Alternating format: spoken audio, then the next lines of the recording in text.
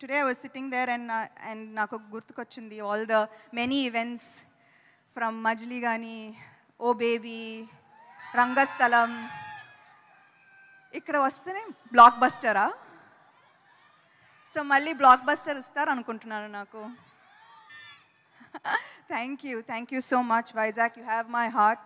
నాకు గుర్తుంది చాలా రోజులు ముందు, ఐ థింక్ ఏమై చేసావే తర్వాత నాకు ఐ డి నాట్ నో ఈ సినిమా హిట్టా, జనానికి నచ్చిందా,